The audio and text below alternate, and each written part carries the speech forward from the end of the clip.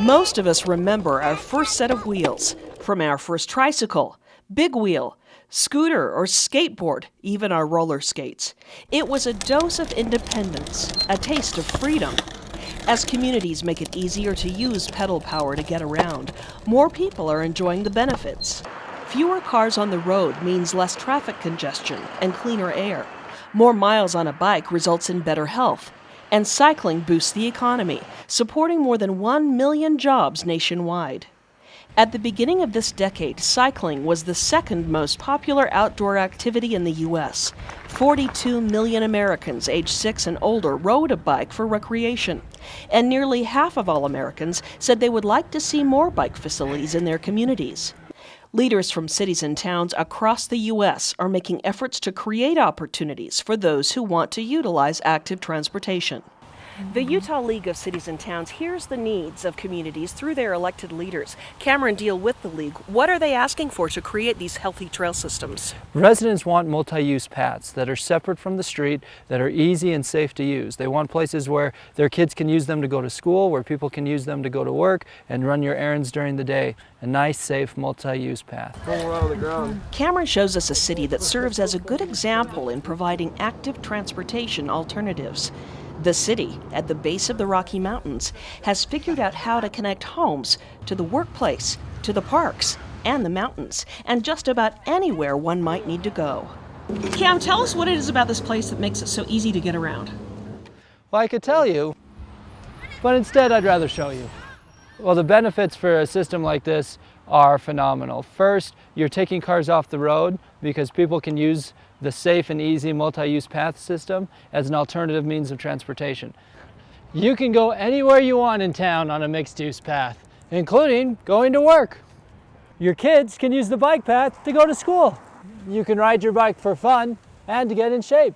You can ride to the farmer's market, and you can go shopping. You can ride your bike to church. And you can even ride your bike home.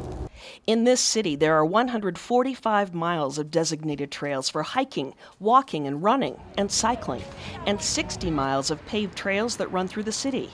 In this community, more than 10% of the population uses bikes for routine trips on a daily basis.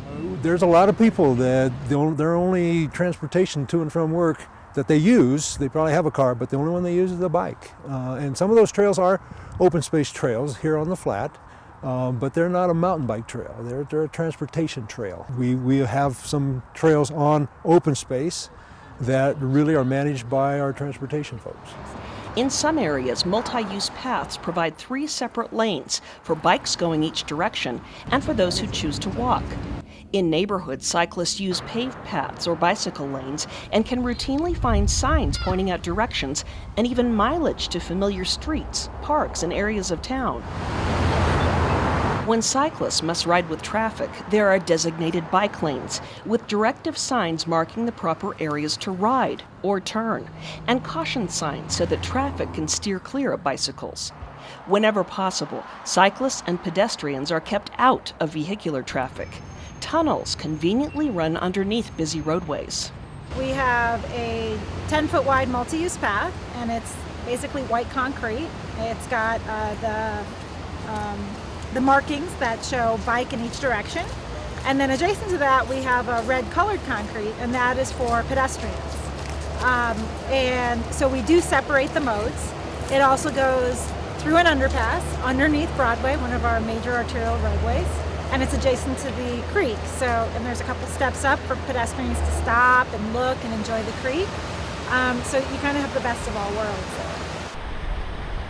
10 to 14 feet wide multi-use paths are kept free of debris all year. So when the snow flies and we send out the snowplow on the roads, we dispatch a separate crew that goes straight to the path system and starts doing the snow removal there. Pathways connect from the heart of town through business and industrial areas, from the highways to the mountains. Single-track trails give people of all ages varied terrain for a nice walk. Some trails allow mountain biking, and these pathways lead right home.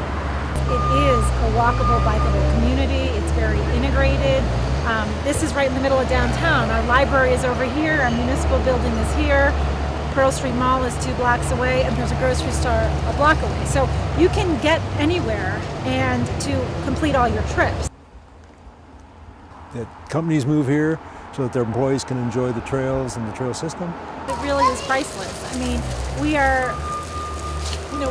we're creating a new tomorrow for them right there. The city funds its multi-use paths and trail system in a couple of ways. Residents pay taxes for these paths and trails, and state funds also contribute to maintain them. The city continually monitors listings of private property for sale. If the property is in an area that could become a valuable corridor, an effort is made to purchase it for a fair market value. The city rarely resorts to the use of eminent domain to acquire vital land, but it has happened. Studies show retailers near a pedestrian plaza see a higher number of sales, and property owners are able to command increased fees on rental properties because it's where a lot of people want to be.